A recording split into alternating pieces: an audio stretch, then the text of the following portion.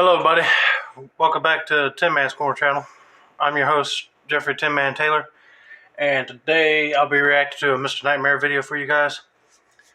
And it's called 3 Creepy Real 4th of July Horror Stories.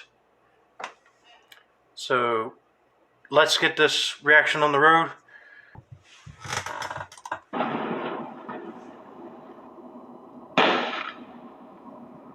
I love the firework intro. It was July 4th, 2007. I was 16 years old, and I had nothing to do for the night. My older sister Alicia, who has 9 years on me, was going to some huge party upstate. I think it was referred to as the Rockaway Bomb Show, where a bunch of young, out-of-college adults would go to drink and go crazy.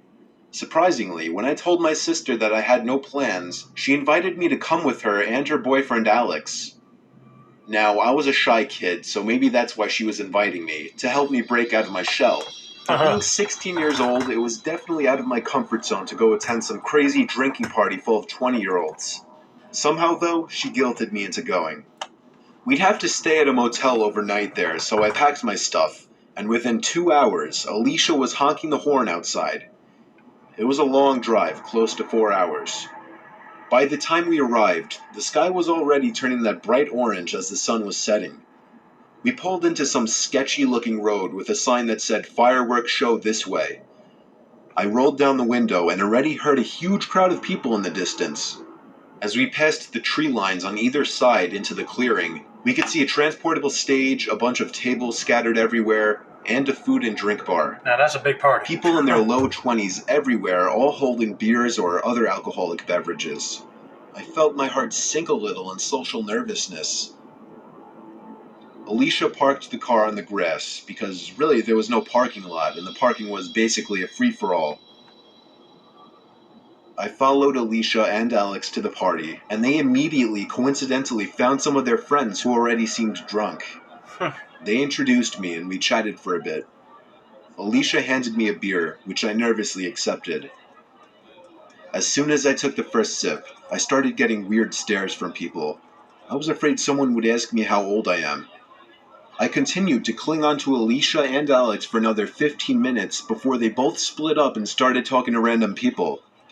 At that moment, I felt alone and awkward. In the middle of hundreds of college students and graduates all conversing with each other, and here I was, an awkward middle school-looking 16-year-old with a beer in his hands all alone. A hand grabbed my shoulder and I turned, thinking it was Alex or Alicia. Yeah, I'll be kind of awkward out too, and nobody won't talk to me. But anyway, and I hope everybody has their own designated driver. But I was thinking they're gonna need it because they'll be partying a lot. And I turned, thinking it was Alex or Alicia, but it was rather some older guy. I mean, like, out of place old. The guy was like in his 40s or 50s. He had a balding head and glasses. He looked like he could be a creepy priest. He then took the beer out of my hand and said, "How old are you?" That hit me hard in the stomach as I choked up for words. I was actually just getting that from my sister. He put the beer on a nearby table and asked me what my name is. I, still thinking this guy was a worker at the show or something, told him Jake. Then he asked me who I'm here with, and I responded, "My sister, like I just told you." Eventually, I talked my way away from the guy and looked for Alicia or Alex. There were so many people here, though, and I didn't have a cell phone back then, so I couldn't even text or call them. It got to a point where I felt so alone and awkward that I wandered away from the party and into the woods. I sat on a log, reflecting on myself and regretting my decision to come, when all of a sudden I heard a huge boom, followed by a roar of cheering. The fireworks show had started. I could actually see perfectly fine from where I was sitting, so I decided I'd just stay there. My mind was sucked into the beauty of the fireworks blowing up in the sky. So much so that I forgot about how upset I was. And suddenly, I couldn't breathe. Something was wrapped around my mouth and nose. I struggled. I tried to scream and break free. I felt like I was becoming lightheaded. I looked up for anything on the ground to use as a weapon and pulled up a big stick. I tried swinging at the person's leg, but it didn't work. The person pulled me down to the ground and pinned me on my stomach.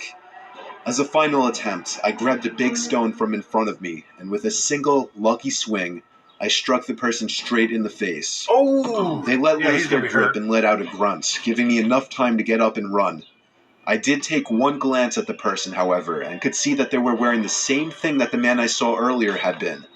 I ran back to the party where they were shooting off the fireworks and asked the apparent hosts of the party if they knew the man. They said they hadn't. I told them what happened, and one of the guys was like, "Holy shit, buddy. Yeah, we're gonna report this." Yeah, report it, dude. By the end of the night, when my sister and her boyfriend were too drunk to drive, I ended up driving to the motel. I never told anyone in my family about the incident out of embarrassment, but that's something I kind of regret now. I would have told your family, dude, but yeah, I can see why you didn't want to tell them, because it is kind of embarrassing just sitting out there and letting that guy come to you. Anyway, let's get on to the next story.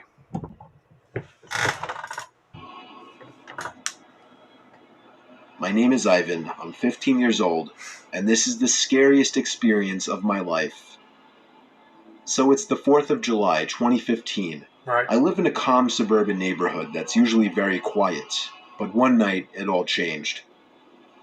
My dad had to work extra late since he was covering someone's shift, and my mom was at some friend's house party. This was a Friday night, so I would usually just play games on my computer and talk with friends, basically having my kind of fun. I would do that every single Friday night without any issues. The time was about 9 or 10 p.m., and I was playing my favorite game, League of Legends, talking with some friends, when suddenly I heard a window shut. Or maybe it was something else. Uh-oh. I thought it may be the broken dishwasher we had that sounded very loud. No, I somebody's trying to ignored break it in. and wanted to get back to my game, so I increased the volume on my headset.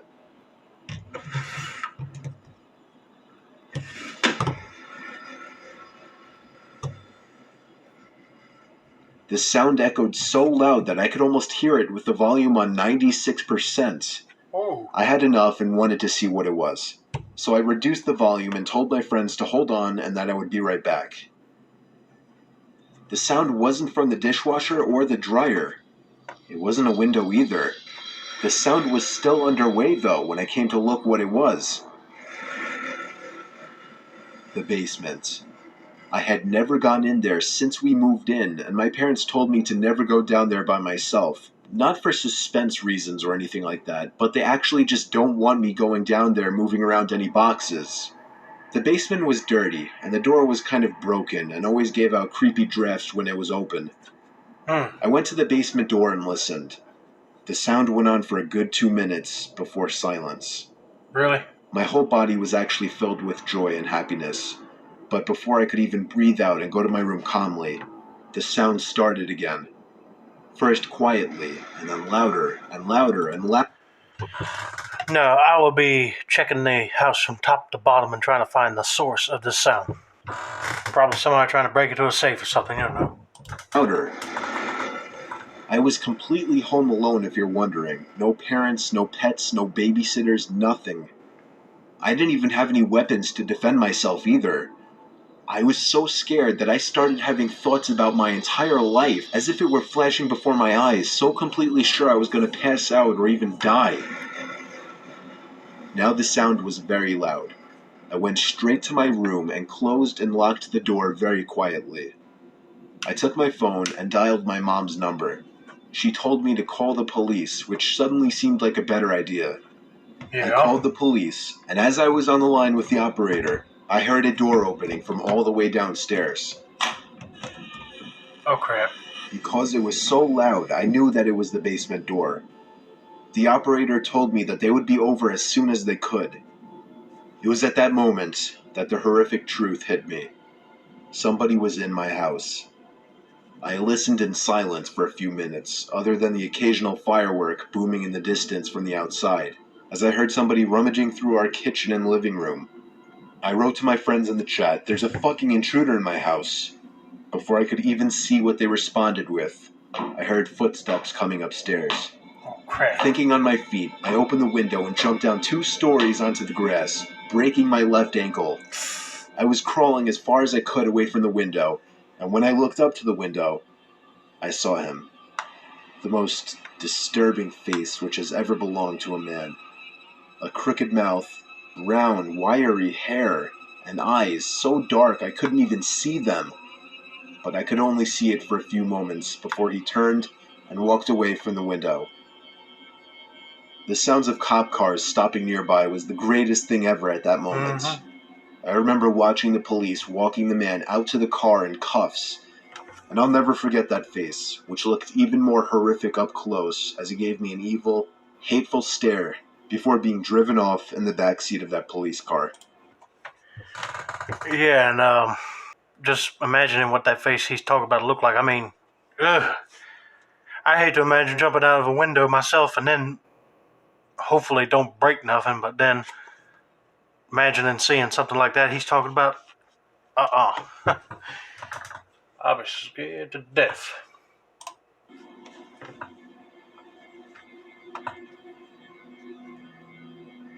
Alright, here's story number 3, y'all. It was the 4th of July, 2 days after my birthday. We live in a very quiet town in New Jersey, so not much was going on. I had just turned 21, so my girlfriend, who had already been 21 for a while, jokingly decided to come over to my house with a couple six-packs and some fireworks for the holiday. My parents were at one of the neighbors' parties far down the road. We don't have a lot of close-by neighbors. My girlfriend's name is Sophia. When she arrived, we headed to the backyard, where we started drinking the six-packs together.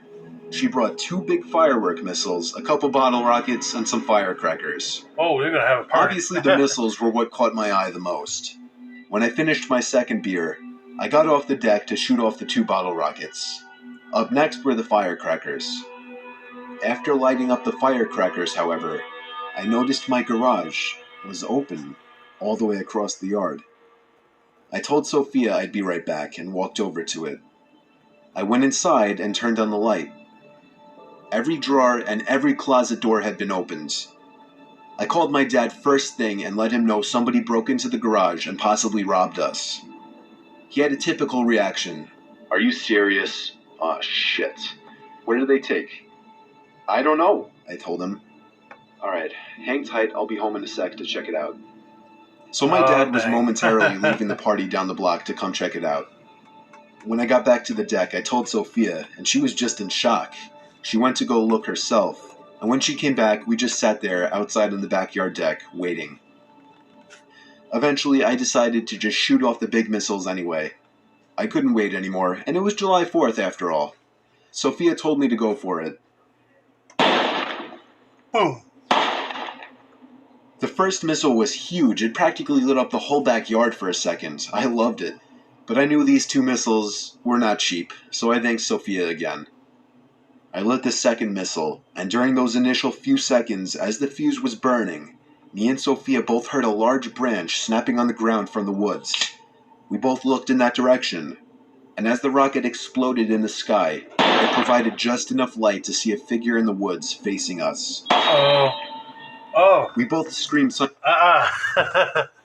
I'll be freaking out too if I saw that right there. Somebody just standing there looking at you firing off fireworks. I'd be like, "What are you doing here, bub?" simultaneously, just in time for my dad to hear. Me and my dad both chased in that direction into the woods, but we couldn't see or hear anything. We completely lost the person. Later that night, we turned on the security camera in the garage that we hadn't used in a long time. At maybe 1 or 2 in the morning, when I was finally going to bed, I looked out my window for the heck of it, and the garage light was on. Oh, crap. Me and my dad went to check it out. This time, the entire garage had been completely trashed, and some of my dad's expensive tools were missing. We went back to the house to check the surveillance footage, and we were disturbed. In the footage, the lights turned on, but the camera was blocked by something. It seemed like a piece of paper. We rushed back to the garage to check it out, and found a simple post-it note taken from the desk in the garage, stamped onto the camera. And in writing on the notes were the words, "Happy Independence Day, fuck you." We never found the robber. The robber wanted to be playing jokes on you. Disturbing to hear that robber came back and then he just trashed the place. Come on. But anyway, that's going to be it for now. Don't forget to like, subscribe, turn on those post notifications for more Mr. Nightmare content like this. As always, this has been another successful installment of the Tin Man's Corner channel. I'm your host, Jeffrey Tin Man Taylor. I say that's a wrap, and happy 4th of July.